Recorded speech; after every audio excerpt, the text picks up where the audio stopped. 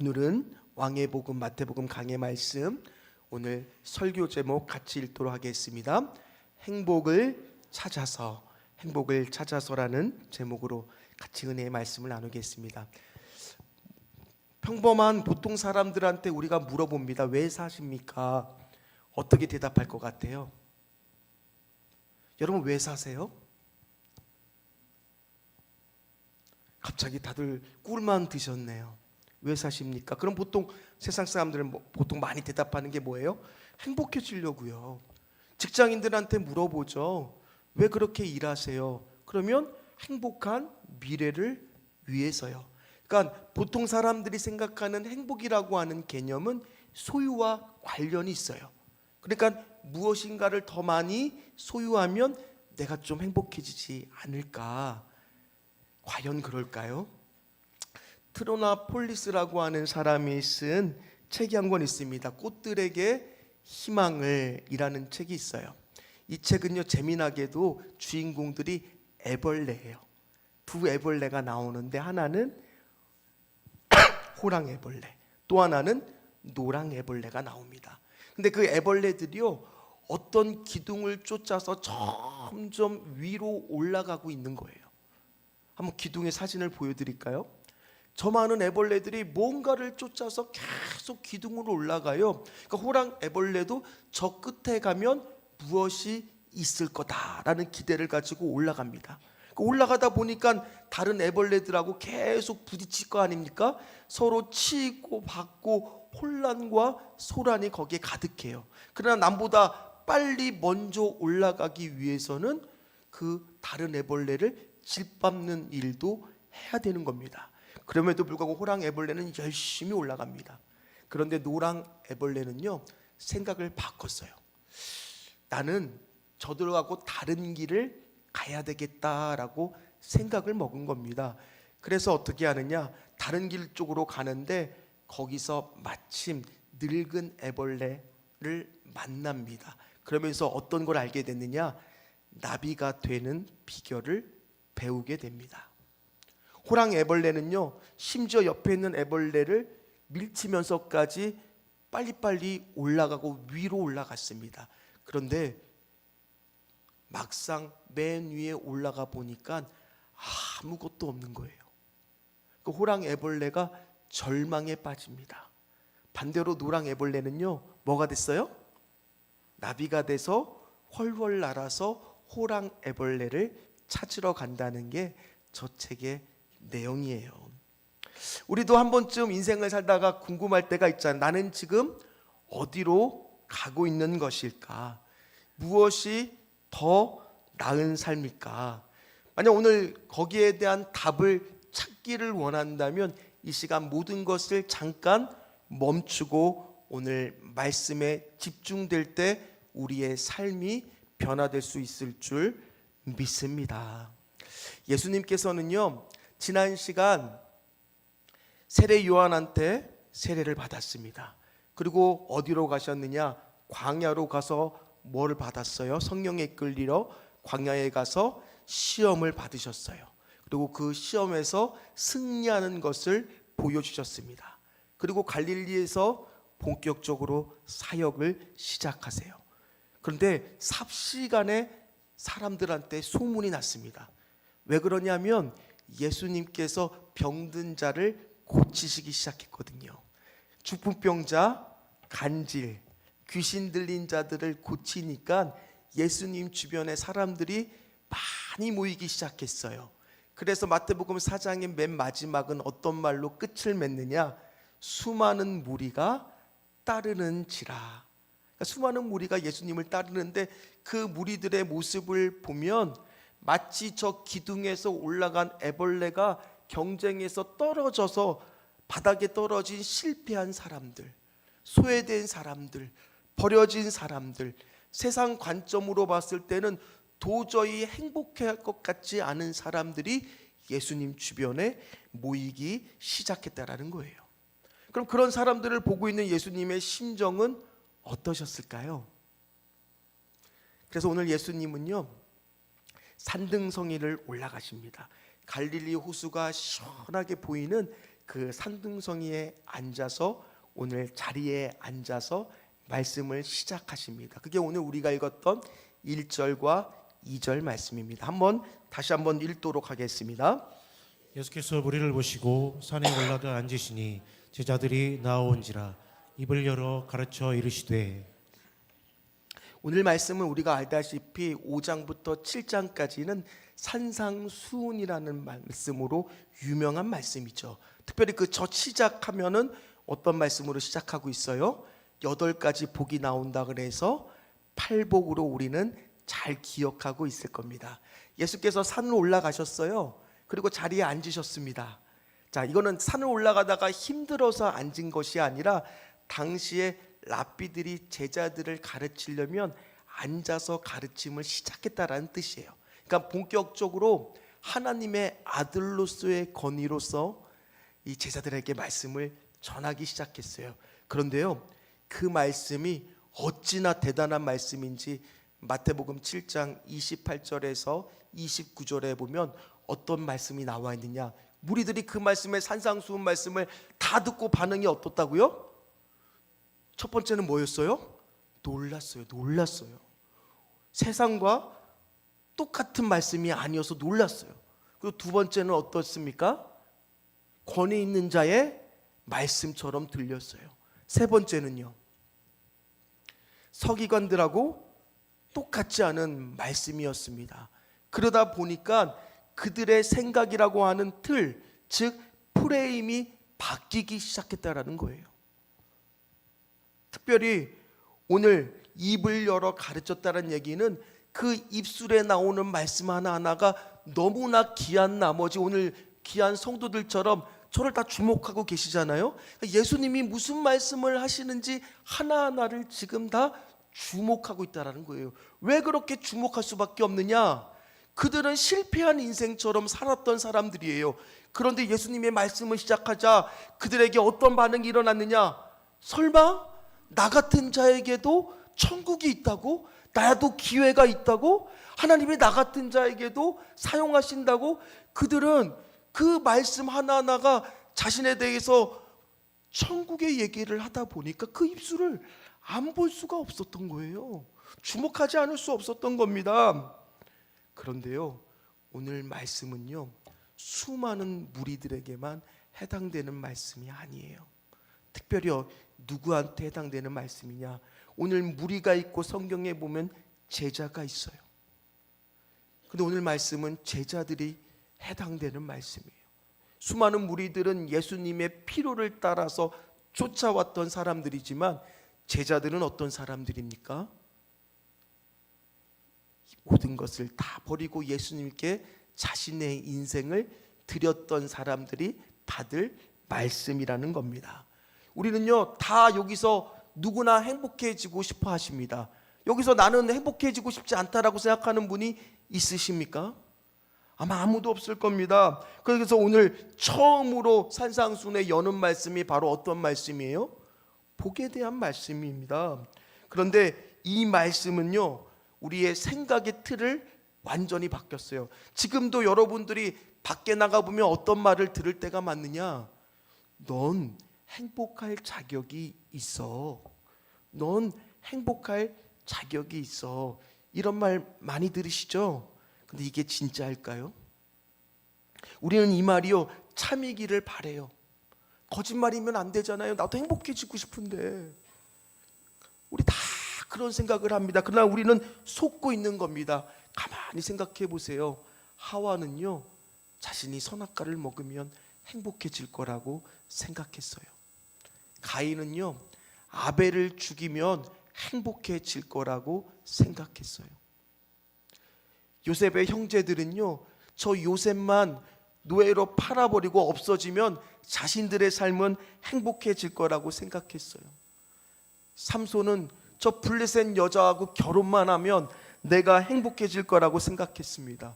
다윗은 남의 아내와 내가 잠자리를 같이 하면 내 삶이 행복해질 거라고 생각했어요. 솔로몬은 수많은 여자들과 내가 함께하면 그들이 나에게 행복을 가져다 줄 거라고 생각했습니다. 부자 관원은요, 물질을 내가 계속 소유하고 있으면 내가 행복해질 거라고 생각했어요. 가룟 유다는 은 30냥만 있으면은 내가 행복해질 거라고 생각했어요. 과연 그들은 행복했을까요? 이거는요, 참이기를 바라는 우리의 마음이 들어가 있는 것뿐 참이 아니라는 겁니다. 우리는요, 자신이 행복해질 거라는 착각 속에 즐거움을 최우선으로 삼고 있지만 그 결과가 성경에 나온 인물들을 보면 결국에는 불행해지더라는 거예요. 세상을 보십시오. 우리가 항상 그런 걸 많이 느끼잖아요. 이상하게 나만 보면 다 행복해 보여요. 다른 사람들은 다 어떻게 보여요? 문제도 없어 보이고 다 행복해 보일 때 있지 않습니까? 저만 또 그런가요? 그러나 정말 중요한 것은 무엇일까요? 오늘 팔복을요, 이제 오늘이 첫 시간이고 계속 살펴볼 건데 이 팔복을 하나하나 보다 보면 우리가 느껴지는 게 있습니다. 뭐가 느껴지냐면요, 이 팔복은 누구의 성품과 너무나 닮아 있다라는 거예요. 누구의 성품이요? 왜냐하면 예수님께서 심령이 가난하셨어요. 어디로 가든지 간에 하나님에 대한 갈망이 있었고 하나님에 대한 의존이 있었어요. 또 예수님은요, 애통하셨습니다. 예루살렘을 향해서 우셨던 분이에요. 또 예수님은 온유하셨어요. 나는 마음이 온유하고 겸손하니. 예수님이 직접 말씀하셨어요. 예수님은 의에 줄이고 목마르셨어요. 늘 하나님의 뜻에 집중하셨습니다. 예수님은 긍휼히 여기셨어요. 어려운 사람들을 보면 그들을 불쌍히 여기셨어요. 예수님의 마음은 청결했습니다. 왜요? 그는 허물과 죄악이 없으셨던 분이세요. 예수님은 화평케 하셨어요. 십자가에 달려 돌아가심으로 하나님과 인간 사이를 화평케 하셨습니다. 마지막으로 예수님은 의를 위하여 박해를 받으셨다라는 거예요. 그러니 오늘 이 팔복의 개념은 윤리나 도덕이 아니라 누구의 성품이에요? 예수님의 성품과 닮아 있다라는 거예요. 또 한편 예수님을 쫓는 제자들이 앞으로 예수님을 닮아갈수록 가져야 될 성품이 바로 뭐예요? 팔복이라는 거예요. 따라서 팔복은 태어날 때부터 우리가 가질 수 있는 성품입니까? 아니면 예수님을 믿고 따를 때 가질 수 있는 성품입니까? 믿고 따를 때 그 예수님을 닮아갈 때 우리가 비로소 행복해진다라는 거예요. 따라서 오늘 말씀은요, 우리가 꼭 기억을 하고 외우시고 늘 묵상해야 되는 말씀이라는 겁니다. 저도 신대원 들어올 때요, 이거를 앞글자만 따서 외웠습니다. 심천, 심령이 가난한 자는 천국이 그들의 것이요, 애위, 애통하는 자는 위로를 받을 것이요. 이런 식으로 다 외우면서 그 말씀을 늘 가슴속에 담고 살았더라는 겁니다. 특별히 오늘 말씀은요, 우리가 평서문처럼 되어 있는 것 같지만 원어를 보면 감탄문이에요. 그러니까 무슨 말이냐? 그 감격을 느껴보라는 거예요. 마음이, 심령이 가난하면 얼마나 행복한지 니들 아니? 니들이 그 행복을 좀 알았으면 좋겠다. 오늘 그런 감격과 감탄이, 감동이 없어요. 하나님의 감동이 느껴지셔야 돼요. 오늘 말씀을 읽을 때 하나님이 정말 이 행복을 알려주고 싶은 거예요. 너희들 심령이 한번 가난해봐라. 얼마나 그것이 행복한 줄 아니? 오늘 그 마음을 느껴보라는 겁니다. 왜냐, 이 복이라는 단어가요, 헬라어로 마카리오스인데 이 뜻이 하나님의 복이거든요. 그러니 하나님의 복을 가진 자만이 뭐를 느낄 수 있는 겁니까? 행복함을 느낄 수 있다라는 거예요.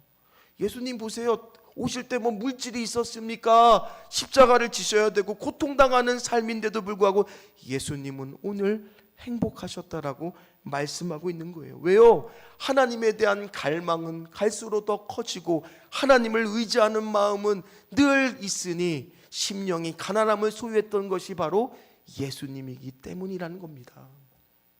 저는 이거를요 최근에 영화를 통해서 또 보았습니다. 제가 최근에 어떤 영화를 봤냐면요, 신의 악단이라고 하는 영화를 저 뒤에 있는 제 동기 목사님하고 함께 봤습니다. 그 영화는요 어떤 내용이냐면, 이 북한이에요. 배경이 2억 달러의 원조를 받으려고 하고 있는데 그쪽 NGO 단체에서 조건을 하나 걸었어요. 그게 뭐냐면 평양에 교회를 세우고 거기서 부흥회를 해달라는 거예요. 진짜 신앙을 갖고 있는지. 그러니 이들이 지금 급하게 부흥회를 해야 되잖아요. 그런데 그 책임을 맡은 게 보이부의 소자로 있는 박교순이라고 하는 사람이 주인공입니다. 근데 이 사람이 급하게 찬양팀 승리악단이라고 하는 찬양팀을 섭외를 합니다. 그리고 2주간 매일 뭐를 했느냐, 가짜로 기도하고 가짜로 찬양하고 가짜로 말씀을 읽습니다. 그런데요 문제가 생기기 시작했습니다. 이 박교순도 이번 이 혁명적 가업이라고 하거든요. 이거를 수행함으로 인해서 진급을 해야 되거든요. 오르고 싶었습니다, 위로. 왜 그러느냐, 10년 동안이나 같이 사귀고 있었던 여자하고 이번에 진급하면 결혼하기로 약속을 한 거예요. 그러다가 영화 중반에 그 결혼할 여자를 찾아갑니다, 반지를 들고. 그런데 그 여자가요, 세상에나 여자분들 참 나빴어요. 다른 남자 차에 오르는 거예요. 그러니 이 주인공이 허탈한 마음으로 돌아오는데, 그러면서 그의 마음에 깨닫게 된 거예요. 내가 기둥으로 올라가 봤자 아무것도 없었구나. 허무감이 찾아오는 거예요. 그랬더니만 갑자기 그 안에 말씀이 들어가고 기도가 되고 찬양을 하는데 자신도 모르게 마음이 가난해지기 시작하더라는 거예요. 그리고 그 승리악단 안에는요 북한의 지하 교인들이 있었어요. 그들은 지금 대놓고, 전에는 숨어서 예배를 드렸는데 이제는 진짜로 대놓고 하나님을 찬양하고 예배할 수 있었잖아요. 그러면서 이 박교순이 변하기 시작하는데 어느 날 식당에서 젓가락을 떨어뜨립니다. 그런데 젓가락이 어떻게 됐냐면 이렇게 떨어진 거예요. 십자가? 그러더니만 여기 벌레에 이렇게 물려 있는데 누가 지나가면서 손가락으로 꾹 이렇게 눌러줘요. 십자가로. 그리고 어느 날 눈을 떴는데 이 창틀을 보는데 이 햇볕이 들어오는데 창틀 모양도, 그러니까 자기가 권총을 빼더니만 거기 진짜 누가 좀 있으면 날래 나와보라고 이렇게 외치는 거예요.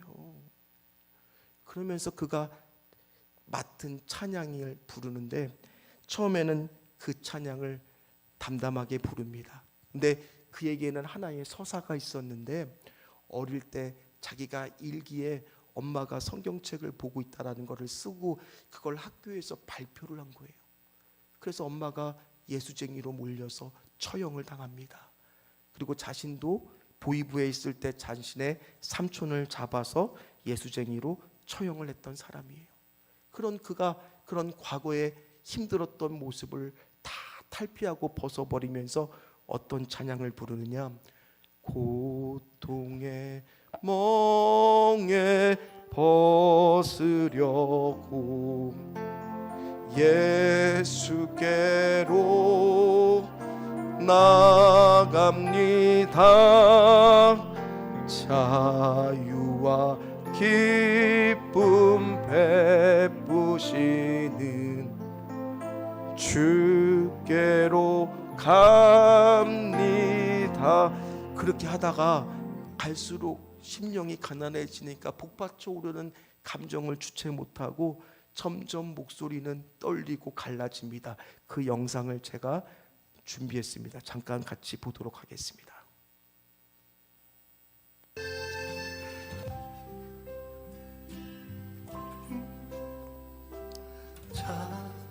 찾아하고 영광의 찬송 부르려고 주께로 갑니다. 네, 감사합니다. 그 그가 주께로 갑니다에서요, 저 고백은 진짜였어요. 그의 눈동자가 흔들리기 시작했어요. 그거를 옆에 있었던 다른 지하 교인들은 알게 됩니다. 오늘 우리도요, 죄는 우리를 끊임없이 속입니다. 어떻게 속이느냐? 행복을 가져다 줄 거라고, 넌 행복할 자격이 있다고.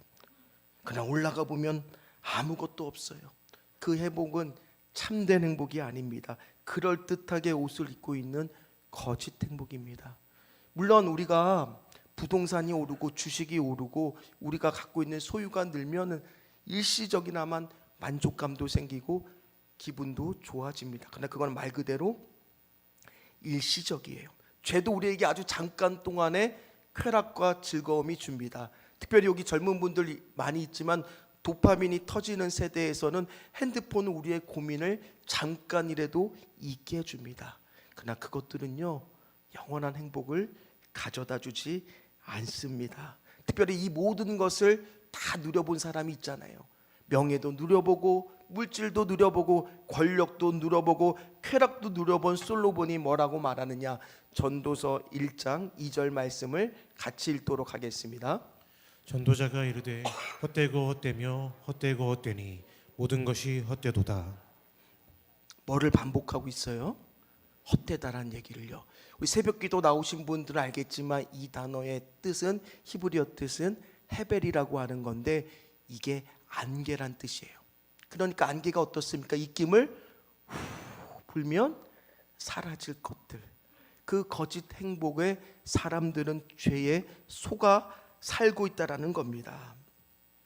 예수님께서는요, 그래서 오늘 첫 번째로 말씀을 해주는 게 진정한 복된 길, 행복이 무엇인지를 우리에게 말씀해주고 있어요. 나비가 돼서 훨훨 날으려면요, 반드시 어떤 모습을 버려야 되느냐? 애벌레의 모습을 버려야 되는 거예요.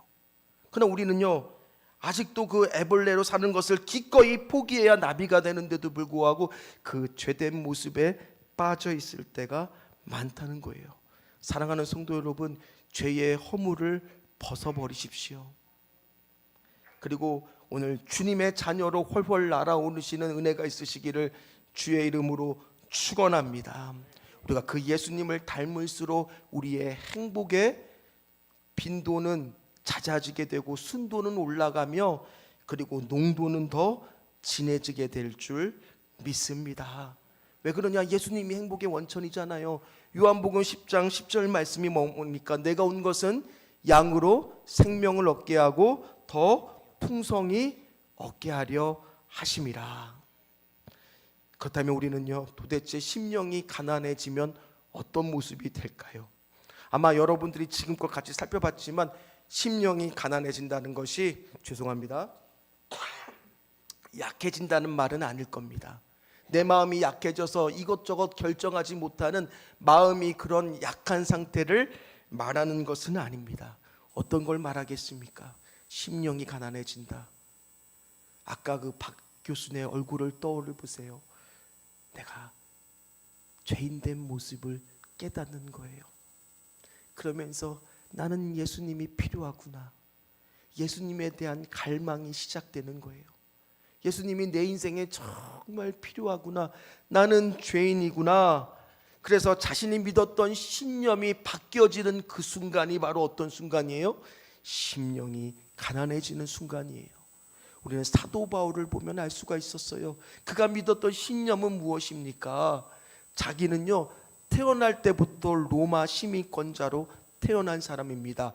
그대로 공부를 계속했으며 유명한 랍비가 될 수도 있었던 사람입니다. 그리고 율법으로 보면 바리새인 중에 바리새인이었던 사람이었어요. 그러던 그가 예수님을 만나고 나서는 그가 믿었던 모든 신념을 다 버리고 예수님을 열정적으로 전하는 복음 전도자의 삶을 살았지 않습니까? 뭡니까? 눈이 열리는 거예요. 심령이 가난해진 순간 무슨 고백이 나오느냐? 주여, 내가 죄인입니다. 근데 오늘요, 이 고백을 생각보다 사람들이 잘 못해요. 왜요?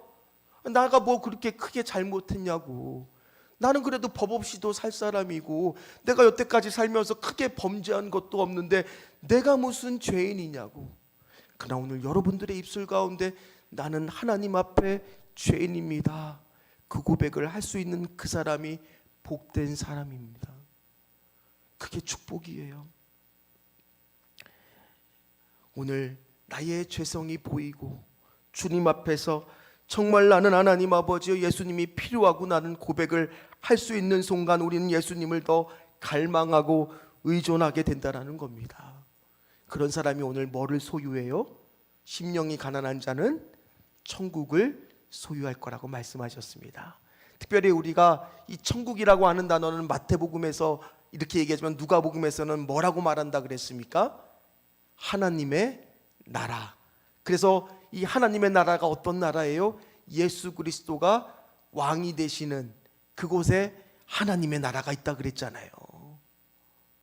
그걸 소유한 자가 된다는 거예요.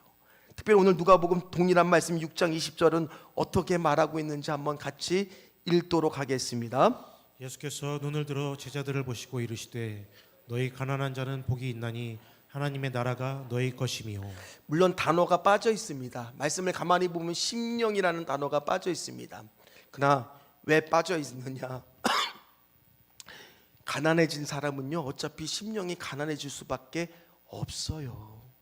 여기서 가난하다는 것은 적당히 그래도 한 끼 어떻게 얻어먹을 게 있다는 게 아니라 그 뜻을 살펴보면 진짜 벼랑 끝에 서서 전혀 먹을 것이 없는 극도로 가난한 위험에 처해 있는 상태를 말하는 단어가 이 단어예요. 그러다 보니까 오늘 누구를 의지할 수밖에 없어요? 예수님을 의지할 수밖에 없게 된 겁니다. 그래서 절로 예수님한테 나올 수밖에 없는 상태, 그게 바로 뭡니까? 심령이 가난한 자라는 겁니다. 사랑하는 성도 여러분, 우리에게도 심령이 가난함이 필요할 줄 믿습니다. 얼마 전에 말씀을 봤지만은요, 나오미의 가정은 행복을 쫓아서 모압으로 이주를 했어요. 근데 거기서 어떤 일이 벌어집니까?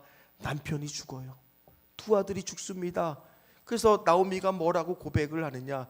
내가 부유하게 갔으나 돌아올 때는 텅 빈 것으로 돌아왔으니 나를 더 이상 나오미라 부르지 말고 마라라 좀 불어달라, 고통이라 부르라고 말했어요. 그러나 그가 그렇게 다 비어서 돌아와서 심령이 가난해지고 나니까 나중에 룻을 통하여 구원자가 누군지, 회복자가 누군지를 경험하더라는 거예요. 그럼 베드로를 보십시오. 밤새 수고를 했는데 결과가 뭡니까? 텅 빈 그물이었습니다. 심령이 가난해졌어요. 예수님이 오셔서 깊은 데로 가서 그물을 던지랍니다. 그물을 던졌더니 물고기가 잡혔습니다. 그런데 갑자기 뜬금없이 누가복음에 보면 베드로가 뭐라고 고백합니까? 나는 죄인으로소이다. 주여 나를 떠나주시옵소서. 여러분, 심령이 가난한 자는 자신의 죄성이 보이기 시작하는 거예요. 내가 죄인이라고 고백하는 그 순간이 오히려 은혜이고 축복이라는 사실을 기억하시기를 주의 이름으로 축원합니다. 반대로 왜 우리가 심령이 그러면 가난하지 못할까요? 왜 믿음은 안 자랄까요? 하나님 말씀은 늘 듣는데 내 마음속에 깊이 자리 잡지 않고, 늘 왜 우리는 말씀을 듣는데 예배를 드는데 기쁘지가 않고 내 삶 가운데 감사를 잃어버리고 행복하지 않는 삶을 사는 것만 같을까요? 결국에 그 원인은 뭐에 있다고요? 내 심령이 뭐해지지 않기 때문이라고요? 가난해지지 않아서예요. 아직도 내가 기둥을 오르고 싶은 마음이 있어서예요. 그 심령은요 뭘로는 채워져 있게 됐어요. 예수님으로 채우든지 아니면 다른 걸로 채우든지 채워져 있게 되어 있다니까요. 예수님으로 채우지 않으면 나는 계속 내 안에 욕심으로 그것들을 채워가다 보면 저 같으면 어떻게 되겠어요? 야, 나 목회를 성공해야지. 이왕이면 대형교회 만들고, 이왕이면 사람들한테 인정받고, 누구나 가면 자랑하고 싶고, 내세울 것들이 많고, 어디 가나 좀 사랑받고 인정받고 싶은 욕심 제 안에는 없을까요? 저한테도 가장 필요한 말씀의 시작은 뭐예요? 목사인 저도 심령이 가난해야 돼요. 그래야 우리 교회 오는 한 영혼들을 사람에 대한 하나님께서 주신 한 영혼, 소중한 영혼으로 대하는 거지, 안 그러면 저도 모르게 숫자로 볼 수 있는 것이 이 목회자의 함정이라는 겁니다. 따라서 오늘 심령이 가난한다는 말씀에 여기에 한 분도 안 걸릴 사람이 없다는 거예요. 사랑하는 성도 여러분, 심령이 가난해지는 은혜가 있으시기를 주의 이름으로 축원합니다. 그럴 때 그 찬양이 그냥 습관적으로 부르는 찬양이 아니에요. 고통의 멍에 벗으려고 예수께로 나갑니다. 자유와 기쁨 베푸시는 주께로 갑니다.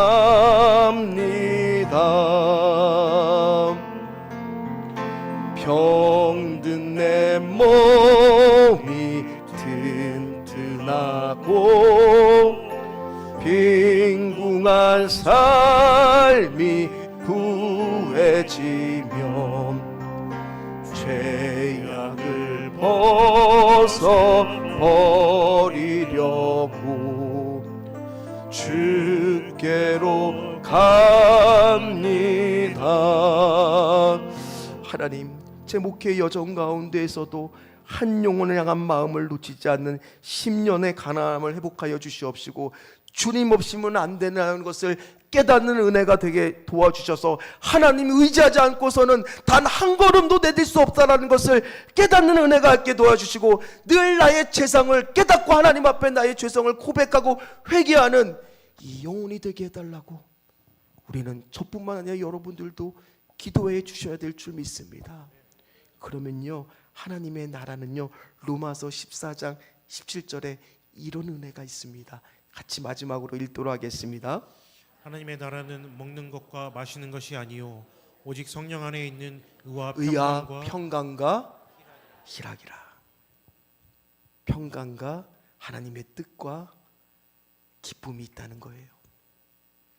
여러분, 남편한테 기댈 때 기쁨이 있나요? 돈에 쌓아놓은 돈에 의지할 때 기쁨이 있나요?